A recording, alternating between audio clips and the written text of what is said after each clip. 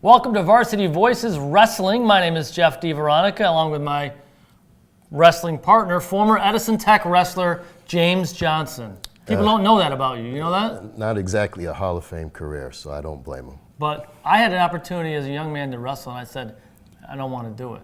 So I'll give you credit. It's a tough sport. Yeah. We're going to talk about now one of the toughest guys to ever to lace him up in Section 5, Yianni Diakomihalis, and this is unfortunately not good news.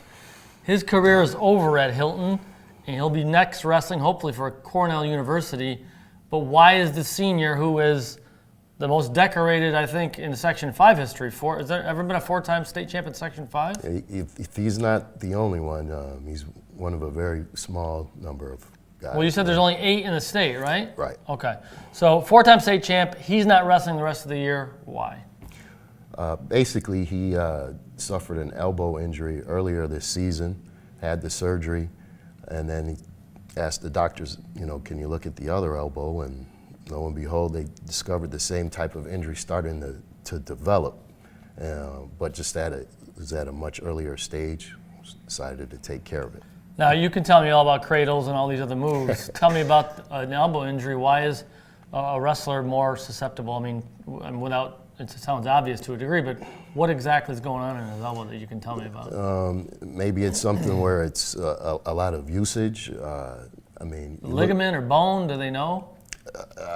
I believe it was a ligament near, he said near his elbow, not near his elbow, but at a particular joint.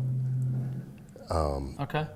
A lot of repetition, a lot of odd body positions. I mean, you look at some of the ways that they bend their bodies while they're wrestling, doing that over and over and over again.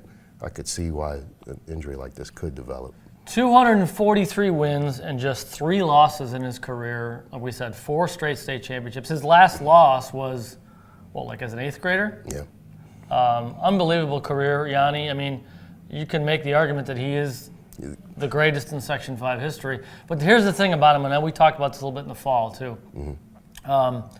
2-time cadet, world freestyle champion, which is all great, but he's just a good kid. Yeah. I got that impression of talking to him a few times, and I know you've talked to him a lot more than I have. And everyone, from reading the story that you wrote in today's in Friday's Democrat Chronicle, everyone seems to like him. And usually they get the big man on campus, the big cheese, the man on top.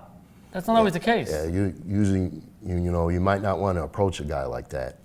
But he's very down to earth. I mean, it's very weird. You see him on a world stage, and then the Webster Schrader Gymnasium, and he's doing the same stuff that he always does. But it's but no one dislikes him. No. He doesn't have this air of. Even the people that wrestle him, they respect him. They have a very good idea of the amount of prep work he does, studying the sport itself. And they kind of understand. One kid said, we think he might know more moves and positions than some coaches do. Yeah. So it's a sad day for Yianni, but hopefully he'll recover and have bigger things to accomplish at Cornell University. And I know he has the type of talent that hopefully one day would be an Olympian. So what does this mean for Hilton? They've been kind of the big dog in Section 5 for wrestling. Does this hurt their chances? How much does it hurt their chances on getting a Section 5 title? I mean, it's a huge hole in the lineup, but let's keep in mind that they're still a #1 ranked state team. So they should be still the team to beat. A couple more Dupre brothers over there, right? Louis Dupre looking for another state title too? Correct. Yanni's younger brother, Greg, in the lineup at the lighter weights. They should still be the team to beat. It's just you take a little less maybe shine off of it, I guess. And plus, they've already been without him, right, for a few months, for at least a month or so. Right. Next man up, that's what they say, right? Basically. All right, so until our next time here in front of you at Varsity Voices, thanks for watching us, James. You're not going to throw a move on me, are you? No. Okay. Because I'd go right to the floor. For James Johnson, I'm Jeff DiVeronica. Have a great weekend, folks, and we'll talk to you again soon at DemocratChronicle.com.